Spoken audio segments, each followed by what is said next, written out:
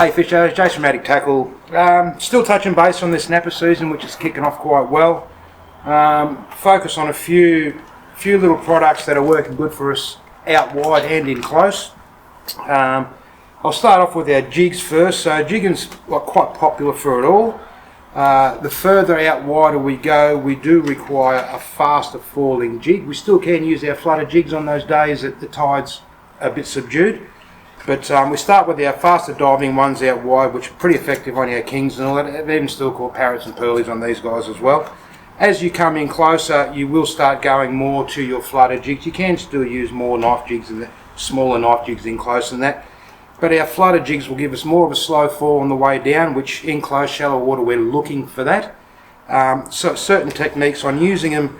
Look, these guys are more a drop to the bottom, hit your target, wind up 4 or 5 feet off the bottom, a couple slow lifts, and do 4 or 5 little pumps, about 6 or 8 feet off the bottom. Big pauses in between your pumps. I'm talking up to 15-second pauses. A lot of the time, this is when we're getting our strike after we've worked our jig and paused it. So your flutterers will do well for that. Set in close to the shallow water. Your Baku jigs, your Kabura jigs, these things are second to none. They fish quite well. Storm's got a great one out as well now at the moment. They do come with a finesse hook, but they are a double hook, so you might think they're small, but 9 times out of 10 most of your fish come up with both of those hooks in their mouths, which is sort of levelling out the weight that those hooks are taking, so they do handle it, hook up quite a treat. Your jigs still, even your offshore, your inshore fellas off the stones and all that, don't be afraid to flutter some of your small jigs in amongst that white water. Picked up plenty of tailor, little dewies, a lot of bycatch does take these guys. And then your plastics, same deal.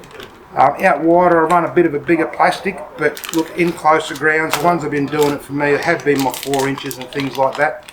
I do run quite a bit of weight. Some people look at me funny sometimes, but it's taken my soft plastic fishing to another level in close. I start at 3/4 of an ounce and work up to an ounce.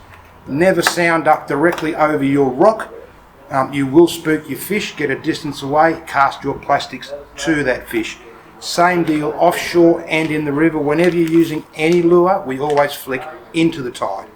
Hopefully that'll change your plan.